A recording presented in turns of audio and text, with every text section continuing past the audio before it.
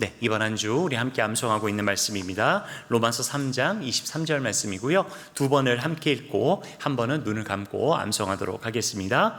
모든 사람이 죄를 범하였음에 하나님의 영광에 이르지 못하더니. 로마서 3장 23절 말씀. 아멘. 한 번 더 읽겠습니다. 모든 사람이 죄를 범하였음에 하나님의 영광에 이르지 못하였더니. 로마서 3장 23절 말씀. 아멘. 자, 암송이 되신 분들은 눈을 감고 혹시 조금 부족하신 분들은 보면서 마지막으로 함께 합독하고 암송하도록 하겠습니다. 모든 사람이 죄를 범하였음에 하나님의 영광에 이르지 못하더니. 로마서 3장 23절 말씀. 아멘. 네, 오늘 보실 하나님의 말씀은 구약성경 창세기 33장 12절에서 17절까지의 말씀을 한 절씩 번갈아 가며 교독하겠습니다. 여러분은 노란색 글씨로 되어 있는 것을 읽으시면 되겠습니다. 함께 말씀 보도록 할게요. 에서가 이르되 우리가 떠나자 내가 너와 동행하리라.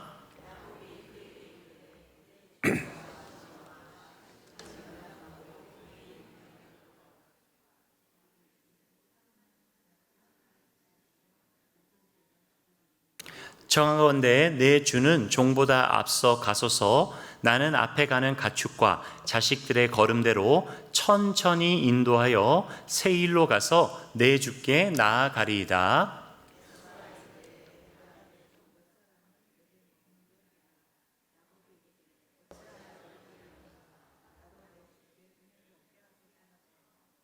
이날에 에서는 세일로 돌아가고 야곱은 숫곳에 이르러 자기를 위하여 집을 짓고 그의 가축을 위하여 우릿간을 지었으므로 그 땅의 이름을 숫곳이라 부르더라. 아멘. 네, 오늘 본문 말씀을 가지고 형 따라가면 안 됩니다 라는 말씀으로 하나님의 귀한 은혜를 함께 나누고자 합니다. 여러분, 우리가 잘 알고 있는 성경 이야기 중에 야곱과 에서의 내용이 있습니다. 이 두 사람은 여러분도 잘 알고 계신 것처럼 쌍둥이 형제였고요. 태어날 때부터 알 수 없는 경쟁과 미묘한 긴장 관계가 이어져 왔던 사람들입니다. 이들의 갈등은 노년의 아버지 이삭이 에서를 축복하려고 할 때 크게 폭발했습니다.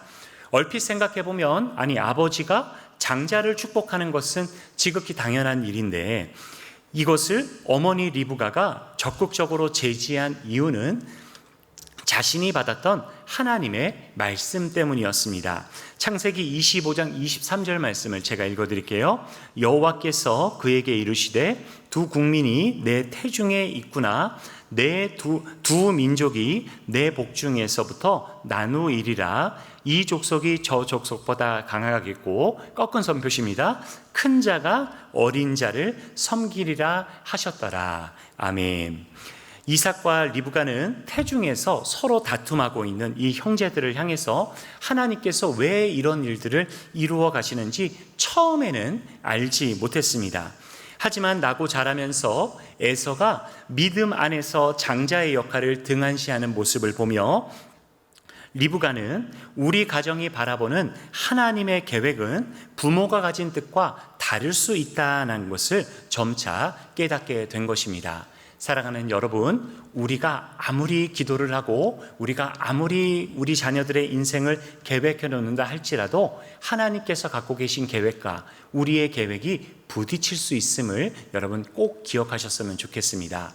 자식은 내 마음대로 키우고 자라게 하는 것이 아니라 하나님께서 우리의 자녀들을 매 순간순간마다 붙잡아 주시고 이끌어 주시고 또한 채워주실 때에 비로소 우리의 자녀가 하나님께서 원하시는 인생을 살아갈 수 있게 된다는 점을 이 말씀을 통해서 꼭 기억하셨으면 좋겠습니다.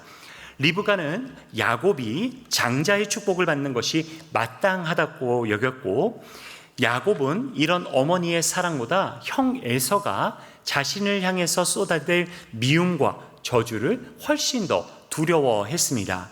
하지만 하나님은 결국 야곱을 축복하셨고, 이후에 일어났던 여러 가지 일들은 야곱을 유약하고 겁 많은 집안의 막내에서 한 집안의 가장, 그리고 믿음의 가문을 이루어가는 시발점이 되었습니다. 저는 오늘 본문을 통해서 두 가지 영적인 지혜를 같이 생각해 보고자 합니다. 첫째로 우리도 감격의 제외를 해야 한다는 점을 꼭 기억하셨으면 좋겠습니다. 우리도 뭘 해야 된다고요? 감격의 제외를 해야 할 것입니다. 장자의 축복을 받은 야곱은 형 에서의 미움과 복수를 피해서 삼촌 라반의 집을 향합니다. 하지만 삼촌 라반은 야곱을 통해서 하나님의 축복을, 하나님이 주시는 이 축복을 더욱 착복하기 위해서 자신의 딸을 향한 야곱의 사랑을 이용합니다. 결국 야곱은 라반의 착취를 견디다 못해 고향으로 돌아갈 결심을 했고, 그는 무거운 마음을 안고 귀향을 시작합니다. 문제는 막상 고향 땅이 바로 저 앞에 보이는, 눈앞에 두고 있는 상황까지 놓여졌지만 사랑하는 부모님을 제외하는 기쁨보다 여전히 해결되지 못한 형 에서와의 관계가 마음속에 큰 응어리가 돼서 야곱을 짓누르고 있었다는 것입니다. 하나님은 야복강 나루에서 야곱을 만나 주셨는데요, 그는 하나님과 씨름하면서 환도뼈가 탈골되었음에도 불구하고 끝까지 하나님을 붙잡고 에서의 분노로부터 자신을 지켜달라고 간절히 원하고 바랬습니다. 말씀을 보도록 하겠습니다. 26절에 이런 말씀이 있습니다. 창세기 32장 26절인데요. 그가 이르되 날이 세려하니 나로 가게 하라. 야곱이 뭐라고 했다고요? 당신이 내게 축복하지 아니하면 가게 하지 아니하겠나이다 라고 이야기하면서 제발 나 좀 살려달라고, 제발 내 기도를 들어달라고, 우리 형 에서로부터 우리의 목숨을, 우리 가족의 목숨을 제발 지켜달라고 그렇게 절절하게 매달렸다는 것입니다.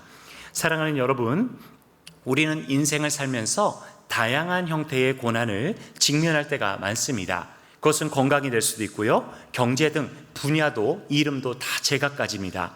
하지만 무엇보다 해결하기 어려운 문제가 하나 있습니다. 그게 뭐냐면 그것은 상대방의 마음에 응어리진 이 응어리를 풀어내는 것입니다. 특별히 누군가에게 상처를 주고 얼굴을 대면하지 못한 채 수년이 흘렀다라고 한다면 용서와 화해를 위해서 내 목숨을 내어줘도 그것이 이루어지기가 어렵다라는 것입니다. 잠언 18장 19절에는 이런 말씀이 있습니다. 노엽게 한 형제와 화목하기가 뭐라고요? 견고한 성을 취하기보다 어려운지요. 이러한 다툼은 산성의 뭐래요? 빗장문과 같아라고 말씀하고 있습니다. 여러분, 뭐라고요? 화해하는 것이, 누군가의 마음에 상처를 주고 그 상처를 회복하는 것이 이처럼 어렵다라고 잠언은 우리에게 말씀하고 있는 것입니다. 때문에 야곱은 형 에서로부터 용서를 기대하기가 쉽지가 않았습니다. 왜요? 너무 오랜 시간 떨어져 있었던 것입니다. 그는 자신의 건사한 무리를 두 떼로 나누었고, 혹여 에서의 분대가 한 떼를 휩쓸고 진멸한다라고 한다면 다른 한 떼라도 뭐 하자고요? 도망을 가자라는 나름의 계획을 잡고 있었습니다. 야곱은 형과 독대하는 시간을 조금이라도, 한 1분이라도 좀 더 덜 늦게 만나고 싶어서 어떻게 하든 늦게 만나볼까 하고서 몸을 졸이고 있었지만, 그의 반절한 바람과는 달리 에서는 400여 명이나 되는 장정을 이끌고 단숨에 그의 목전 앞에 도달하게 됩니다. 20년 만에 에서를 만난 야곱은 머리를 땅에 조아리고 자신이 할 수 있는 최고의 예우를 보여주는데요, 바로 그때 에서는 이렇게 행동합니다. 창세기 33장 4절 말씀인데요, 에서가 달려와 뭐를 했대요? 그를 맞이하고 그를 끌어안고 목을 어금 맞추어 그와 입 맞추고 서로 뭐 했다고요? 우니라. 여러분, 야곱은 에서의 품 안에 안겼습니다. 20년 만에 형이 칼을 빼들고 내 목을 칠 거라고 생각했는데 내 목을 친 것이 아니라 뭐라고요? 나를 끌어안더니 목을 걸싸 안고서 펑펑 함께 아무 말도 하지 못한 채 눈물이 흘렀다라는 것입니다. 여러분, 야곱은 에서의 품 안에 안겨서 어떤 생각을 했을까요? 다양한 생각이 있을 수 있었겠지만 아마도 20여 년 동안 자기가 살아왔던 지난날에 이 라반 삼촌 집에서 있었던 여러 가지 일들이 주마등처럼 흘러갔을 수도 있고, 야, 이제 좀 살았다, 야, 형이 나를 갖다가 목을 한 단숨에 칠 거라고 생각했는데 그래도 나를 살려주네, 뭐 이렇게 긴장감이 풀어질 수도 있습니다. 하지만 이 순간 가장 중요한 건 이 두 형제가 뭐 했다고요? 서로 화해를 했다라는 것입니다. 사랑하는 여러분, 우리가 하나님의 임재를 경험하고 성령으로 충만한 가정을 여러분 다 세우고 싶으시죠? 아멘? 저도 세우고 싶습니다. 우리 모두 다 그런 가정을 세우고 싶어 한다라고 한다면 우리도 뭐를 해야 된다고요? 이처럼 감격의 제외를 해야 한다라는 것입니다. 내 마음에 빚을 진 사람, 혹은 내가 누군가에게 마음에 큰 빚을 졌다라고 한다면, 혹여 내가 지금 이 말씀을 봤더니 내가 알게 모르게 상처 주었던 그 사람이 여러분 생각나신다라고 한다면, 여러분 그가 이렇게 평생의 고통을 받고 있는 그러한 모습으로 살고 있는 것은 아닐까 혹여 걱정이 되고 염려가 되신다라고 한다면, 여러분 야곱처럼 이런저런 핑계 대시지 마시고 20년 기다리지 마시고 뭐 하자고요? 속히, 지금 예배 시간이니까 전화기는 꺼내실 수는 없겠지만 저 문을 열고 나가셨을 때 전화기를 꺼내셔서 함께 좀 통화를 하시면서, 내가 이렇게 네 마음에 상처를 준 것 같은 게, 내가 아무리 생각해봐도 당신의 마음을 헤집어 놓은 것 같은데 나로 인한 상처, 내가 용서를 구합니다. 나를 한 번만 만나 주십시오. 여러분 그렇게 이야기를 전하시고 마음에 진 그 응어리를 내 마음에서도 풀으셔야겠지만, 내가 상처 주었던 그 사람의 마음에 있는 그 응어리도 함께 용서를 구하고 회개함으로써 온전히 회복하시는 저와 여러분 되셨으면 좋겠습니다. 지난주에 연락이 안 됐던 제자가 연락이 왔어요. 연락이 왔는데 무슨 연락이 왔냐면요, 카톡으로 제가 있었던 교회가 요번에 40주년이었던 것 같아요. 40주년인데 목사님 어디 계세요? 하고 썼는데 카톡을 보냈더라고요, 주일날.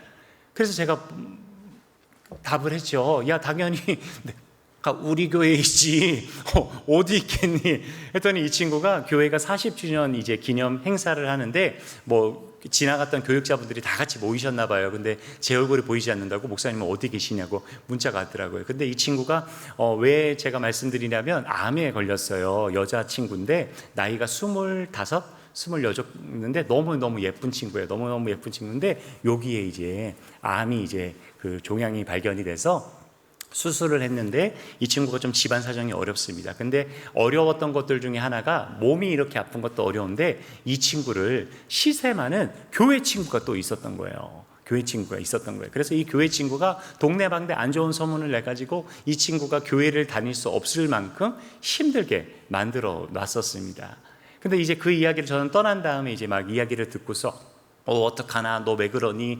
전화도 하면서 뭐 중재해 보려고 했지만 뭐 떠난 교회이기 때문에 제가 어떻게 뭐 더 이상 할 수 있는 방법이 없어서 기도했는데요, 이 친구가 그런 얘기를 하더라고요. 어느 날 갑자기 이 아이를 그렇게 왕따를 시킨 친구가 전화가 왔대요. 전화가 와서, 이 녀석들도 웃기죠. 지네끼리 동기면은, 야 아무개야, 내가 누군데 만나서 내가 너무 미안한 마음을 좀 전하고 싶은데 안 되겠니? 이러면 되는데 전화를 걸어가지고 아무개 씨시죠? 저는 누군데요? 제가 만나서 그때 미안한 감정이 있는데 용서를 좀 구하고 싶습니다. 그렇게 얘기를 하더래요. 그랬더니 이 친구도 하는 얘기가, 목사님 제가 이 친구가 너무너무 밉고 한 5년 정도 이제 왕따를 시키면서 힘들었기 때문에 이 친구를 바라볼 마음이 없어서요, 제가 이렇게 얘기했습니다 라고서 이야기를 하는데, 뭐라고 얘기했는 줄 아세요 여러분? 전화 잘못 거셨습니다. 전화 잘못 거셨습니다. 저는 그 사람이 아닌데요. 하고서 전화를 끊었대요. 근데 이 친구가 이제 저랑 밥 먹으면서 이런저런 이야기들을 나누면서, 야, 용서를 받아줬으면 좋겠다. 그 친구도 분명히 그때의 그 실수를 너한테 찾아와서 용서를 구하고 싶은 건데 용서를 좀 받아주면 어떻겠니? 하면서 이제 이런저런 얘기들을 나눴는데요, 용서하기가 참 쉽지 않은 것 같습니다. 그런데 여러분, 놀라운 사실은 하나님은요, 지금 내 마음으로, 내 생각으로 용서를 구하기도 힘들고 받기도 어려운 내 마음을 언젠가 하나님이 계획해 놓으신 때가 되면 그 둘을 다시금 만나게 하시고 화해케 하시는 분이 우리 여호와 하나님이라는 사실을 여러분이가 꼭 기억했으면 좋겠습니다.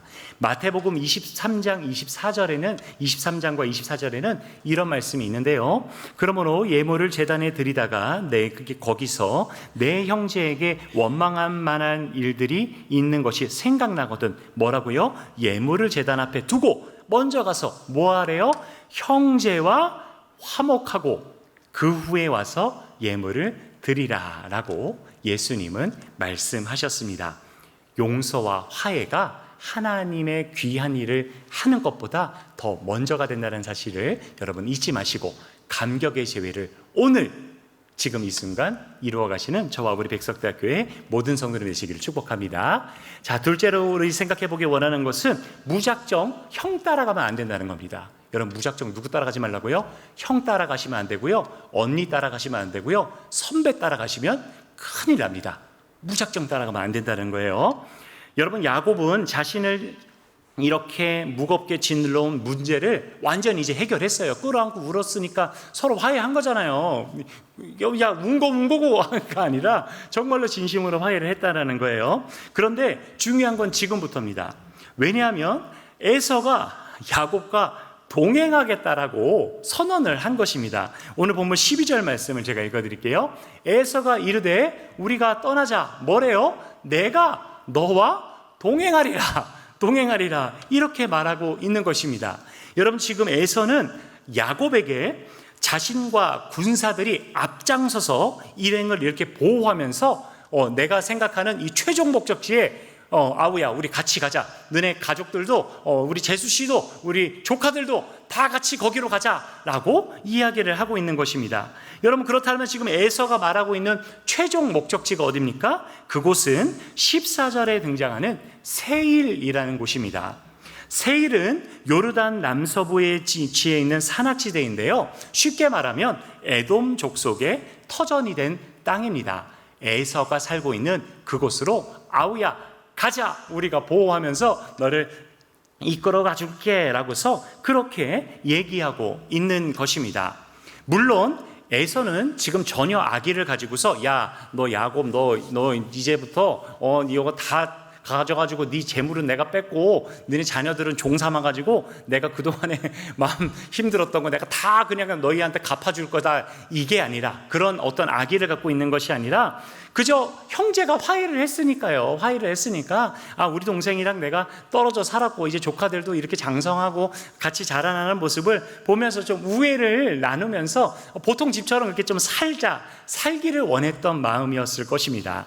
하지만 문제는 에서가 이방 여인들과 혼인해서 부모의 근심이 된 인생을 이미 야곱과 헤어지기 이전부터 그렇게 살아오고 있었다는 것입니다. 창세기 26장 34절 말씀에는 이런 말씀이 등장합니다. 에서가 40세에 해쪽 속 부에리의 딸 유딕과 해쪽 속 엘론의 딸 바스맛을 아내로 맞이하였더니 그들이 이삭과 리브가의 마음에 뭐가 됐대요? 근심이 됐다라고 성경은 증언하고 있습니다. 이삭은 야곱을 라반에게로 떠나보낼 때 반드시 가나안 사람 중에 딸을 취해서 아내로 삼을 것이 아니라 어머니 라반의 딸 중에서 아내를 삼으라고 명령했습니다. 왜냐하면 하나님을 섬기지 않는 이 며느리는 전혀 다른 세계관을 가졌기 때문에 이들과 동화되면 종국에는 신앙을 잃어버리는 단초가 이 혼인으로 말미암아 시작될 수 있었기 때문입니다. 장자의 축복이 야곱에게서 이삭에게서 야곱으로 향해 갔던 것은 이미 에서가 이방 여인들을 아내로 삼아 우상을 섬겼고 하나님의 백성다운 삶을 스스로가 저버렸기 때문입니다. 20여 년의 세월이 흘렀지만 에서는 여전히 자신의 아내 아다, 오홀리바바, 바스닥과 함께 여전히 살고 있었습니다. 그녀들의 이름을 한번 찾아봤더니요, 뜻이 이래요. 장식품, 아름다운 것, 나의 장막은 산당이다. 높은 곳에 있는 장막, 향기로운 달콤함이라는 의미를 가지고 있습니다.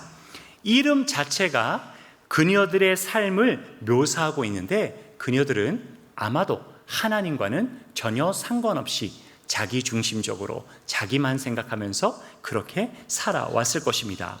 야곱은 방금 에서와 눈물로 화해를 했습니다. 어쩌면 이 400여 명의 군사를 거닐고 온 이 형 앞에서 자, 아우야 이제 가자 하면 뭘 해야 된다고요? 아이고 400명이나 나를 애워싸고 있으니 네 형님 그냥 가겠습니다 뭐 이렇게 말하는 것 말고는 별로 선택지가 보이지 않습니다. 지금까지 유약한 심성을 가져왔던 야곱이라고 한다면 순순하게 따라가는 것이 되게 당연한 모습처럼 보여집니다. 그런데도 놀랍게도 야곱은 이렇게 대답합니다. 14절과 15절에 등장하는데요. 청하건대 내 주는 종보다 뭐예요? 앞서 가소서. 나는 앞에 가는 가축들과 자식들의 걸음대로 천천히 인도하여. 15절에는 뭐라고요? 그랬더니 에서가 야 그러면 우리가 먼저 가서 기다릴 테니까 그래도 여기 아직 그 주변이 좀 위험한 사람들이 나타나. 그러니까 내가 내 부하들 몇 명을 여기다가 남겨둘 테니까 그럼 같이 와 했더니 뭐라고요? 15절에 보니까 야곱이 이르되 어찌하여 그리하시나이까 나로 내 주께 은혜를 얻게 하소서 라고 말을 합니다. 여러분 지금 야곱이 뭐라고 말하고 있는 겁니까?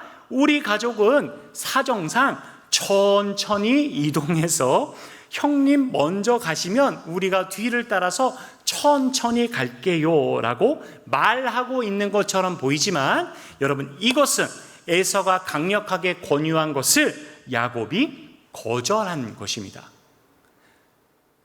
5km도 5년 동안 갈 수 있고요.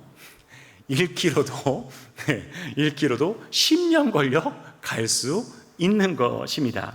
사랑하는 여러분, 인간적인 면에서 우리가 생각을 해보면요, 야곱이 형 에서를 따라간다라고 생각해 보면 든든한 후원자가 생기는 것과 동시에 군사적인 보호를 받을 수가 있습니다.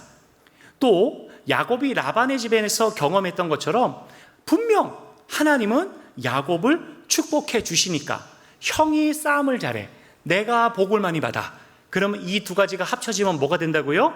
이 지역에서 그래도 이름을 날릴 수 있는 대단한 가문이 되든지 아니면 대단한 민족이 되든지 아니면 이 지역에 나라도 세울 수 있을 것이다 라는 그러한 큰 성과를 낼 수도 있었을 것입니다.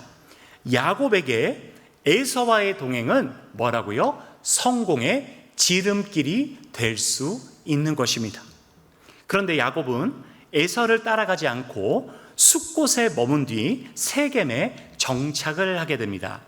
물론 이 선택은 오늘 본문 말씀에 나와 있었던 것처럼 전적으로 자기를 위한 결정이었지만 그는 형제의 우애를 회복했어도 형과 어울려서 하나님을 경외하지 않는 삶을 사는 것을 정면으로 거부했다라는 것입니다. 사랑하는 여러분, 우리는 성공을 쫓아 살아가는 풍토 속에서 살아가고 있습니다. 과정이 어떻게 됐든지 간에 일단 남들과 경쟁해서 이기면 되고 큰 성과를 내면 되고 또 이러한 성과를 내기 위해서 불이한 일들 그런 거 손에 때묻히고 더럽히는 그런 것들은 일단 성공하고 나면 상관없어요. 그냥 성공했으면 되는 거지 누구나 다 실수를 하는 거지 뭘 그렇게 대단하게 유별나게 그렇게 거룩하게 살아가려고 합니까? 라는 사회 조류 속에서 우리가 살고 있다는 것입니다. 여러분 만약 불의한 인생을 살면서 큰 부와 명예를 지닌 사람들이 에서처럼 여러분에게 나타나서 당신과 함께 가고 싶습니다. 당신의 꿈을, 당신의 인생을 내가 응원하고 싶습니다. 라고 여러분에게 말을 건네온다면 여러분 어떤 선택을 하시겠습니까? 놀랍게도 이번에 선거가 있었잖아요. 선거를 치르기 전에 저한테 무지하게 문자가 오더라고요. 누구한테 문자가 왔을까요? 이쪽 사람한테도 문자가 오고요. 저쪽 사람한테도 문자가 와요. 예, 놀랍죠? 이쪽 사람들도 문자가 오고 저쪽 사람들 문자가 오는데 내용은 똑같아요. 목사님, 우리 캠프에 오셔가지고 목사님 목소리도 크고 허대도 멀쩡하니 우리 선거를 하는데 이 팀에서 우리 팀을 홍보팀을 이끌어 주시면 안 되겠습니까? 라고 이쪽에서도 문자가 오고 저쪽에서도 문자가 왔어요. 여러분 제가 그 문자를 받고 어떻게 했을까요? 예? 갔다고요? 그럼 제가 여기 안 있겠죠. 이쪽에서도 문자가 오고 저쪽에서도 문자가 와서 여러분 속된 말로 일십했습니다. 예, 일십했어요. 일십하고 뭐 해드렸냐? 그분들을 위해서 기도해드렸습니다.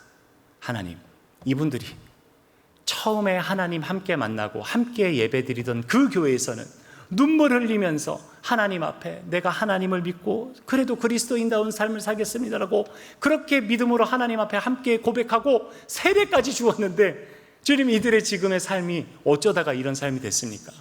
하나님, 나는 이들과 동행하지 않지만 이들을 만나 주셔서 이들이 뭐가 됐건 간에, 나중에 뭐가 되시든지 간에 제발 하나님을 두려워하고 경외하는 마음으로 하나님이 원하시는 정치, 하나님이 원하시는 나라를 만들어가는 일꾼이 되었으면 좋겠습니다라고 기도했습니다. 결과는 말씀드릴 수가 없어요. 여러분, 누군가 그렇게 우리에게 제안해 올 때 쉽지 않아요. 거절하는 게 쉽지가 않습니다. 그러나 여러분, 분명한 것은 우리의 마음이 하나님의 백성다운 삶을 살아내기로 작정했다라고 한다면 세상이 우리에게 내미는 그 유혹의 소리들을 과감하게, 내가 손해를 본다 할지라도, 내가 당장 이 돈이 없으면 완전히 망할 수밖에 없는 그런 찰나의 순간이라고 할지라도, 여러분, 하나님이 말씀하시고 하나님이 우리에게 열어주신 거룩한 삶을 살아내시는 저와 우리 백석대학교의 모든 성도님 되시기를 축복합니다. 말씀을 마치고자 합니다. 우리는 자꾸 받은 복의 결과만 보면서 이게 하나님 뜻이다, 결과가 내가 생각한 것보다 잘 되면 이건 하나님의 뜻, 하나님이 나와 함께 하신다 라고 생각할 때가 많이 있습니다. 그러나 오늘 본문 말씀을 통해서 여러분, 우리 한 가지만 기억했으면 좋겠습니다. 정말로 나의 성공이, 내가 계획한 일이 뭔가 조금 더 잘 됐을 때 이것이 하나님께서 내게 여신 길인지 아니면 하나님이 나를 기독케 하시는 일인지를 스스로 돌아볼 수 있는 그러한 믿음이 우리에게 있었으면 좋겠습니다. 오늘 본문의 야곱은 아직 완성된 의인은 아니었지만 적어도 자신의 안위를 위해서 비굴하게 형 따라가면서 하나님 섬기지 않고 하나님을 경외하지 않는 형 밑에 가서 그저 그냥 세력을 부풀리고 사람들 말하는 떵떵거리고 가는 삶을 살아가려고 하는 것이 아니라, 내가 형이 없이도 하나님과 함께 거룩한 백성다운 삶을 이제라도 내가 살아봐야겠다. 내가 이 약복강에서 씨름해서 졌지만, 내가 이게 지금 몸도 성치 않지만 그래도 내가 이렇게라도 하나님이 나를 만나 주셨으니 내가 어찌 형을 따라갈까, 나는 그런 삶을 살지 않겠다라고 작정한 것처럼, 여러분, 형 따라가는 삶, 선배 따라가는 삶, 성공을 쫓아가는 삶이 아니라 하나님을 쫓아가는 삶을 살아내시는 저와 우리 백석대학교의 모든 성도들 되시기를 간절히 축복합니다. 우리 말씀을 생각하면서 한 가지만 놓고 기도하겠습니다. 주님, 오늘 내가 기도하고 있는 그 기도가 오직 성공 하나만 바라보고 있는 것이라고 한다면 그 걸음을 멈춰서게 하여 주옵소서. 하나님, 내가 원하고 바라는 자식에 대한 것들, 많은 기도들이 있는데 하나님, 그 기도가 하나님께서 원하시는 기도가 아니라고 한다면 그조차도 내려놓을 수 있는 믿음의 마음을 허락하여 주옵소서. 거룩한 삶, 하나님의 백성다운 삶을 살아낼 수 있도록 우리의 마음 가운데에 믿음의 자존감을 낮추지 않는 담대한 마음 주옵소서. 우리 합심하여 기도하겠습니다. 할렐루야. 사랑과 은혜가 충만하신 주님, 감사합니다. 하나님, 야곱은 형과 화해하였습니다. 그러나 야곱은 에서가 나와 함께 이제부터 우애를 갖고 살아가자라고 말할 때 그것을 과감하게 거부했습니다. 아마도 에서를 따라갔다면 야곱은 떵떵거리고 더 멋지게 살 수 있을 것이고, 누군가 나를 해치려 올 때마다 형이 보호해 주어서 담대한 마음으로 아마 좀 멋지게 발 뻗고 잘 수 있는 삶이 주어졌을 것입니다. 하지만 야곱은 그것을 거부하였습니다. 그가 그것을 거부했던 이유는 여전히 형 에서가 이방신을 섬기며 하나님 보시기에 아름다운 삶을 살아가지 않았기 때문입니다. 하나님, 우리의 삶의 목적이 성공에만 성공만 바라보는 인생이 되지 않게 하여 주시옵소서. 어떻게 하든 성공하면 됐다, 이기면 됐다, 하나님, 우리가 그런 것을 목표로 사는 것이 아니라 지금 이 순간 하나님 앞에 내가 거룩한 삶을 살아내는 것이 무엇인지를, 하나님께서 내가 선택하기를 원하시는 그 길이 무엇인지를 스스로 돌아볼 수 있는 믿음을 하나님 허락하여 주시고, 하나님 앞에 추워도 부끄러움이 없는 선택, 믿음의 자존감을 버리지 않는 선택, 하나님 그러한 선택을 하며 살아가게 하여 주시옵소서. 할렐루야. 사랑과 은혜가 충만하신 주님, 감사합니다. 인생의 선택이 놓여지는 그 순간 하나님, 믿음의 자존감을 내려놓고 그저 성공 쫓아가며 살아가는 인생이 되는 것이 아니라 야곱처럼 형과는 다른 인생, 형을 따라가는 인생, 형과 함께 동행하는 인생이 아니라 끌려다니는 인생이 아니라 성령께서 조명하시는 대로 하나님 성령과 함께 동행하는 인생을 살아낼 수 있도록 주님 믿음을 허락하여 주옵소서. 사랑의 예수님의 이름으로